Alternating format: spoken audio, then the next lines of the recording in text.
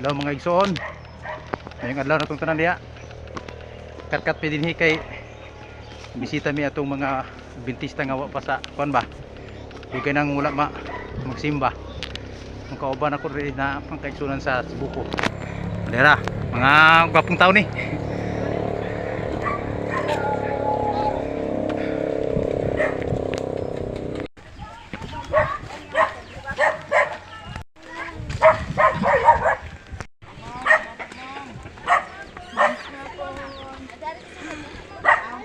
Ay, mayong Pilipino na to diha. Aw, hapon di ay. Di hapon diha. Asa imong banater? Doa sa lamang sir, nagkuan. Nanginabuhi. Sulod ta. Oh, sulod mo, sulod. Sulod juga sa akong balay ha. Sa akin. Nami mga kauban re. O si Juan. Der.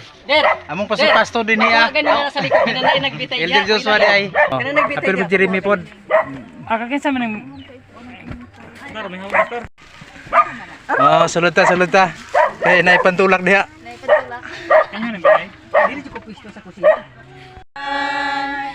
Ano na kita'y kaligunan, magdango kang Jesus balaan, kay siya gayud magatindog, ug sa kaaway dili matarong, magatindog, ug sa kaaway dili matarong.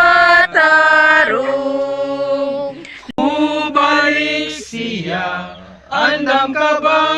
Kung mubalik siya, andam ako. Maglalakaw.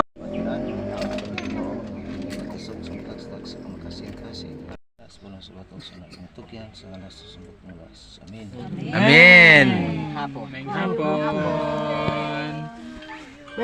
problema. Assalamualaikum Nakiboxing ni kay nami wabarakatuh. garas ang naong.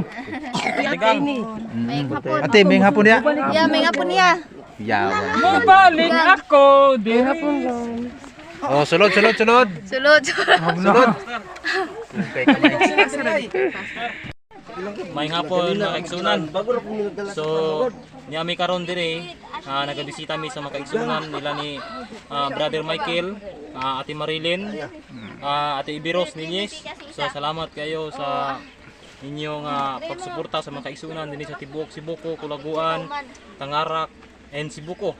So, salamat kay Pastor sa imong pag-guide kini kanamo.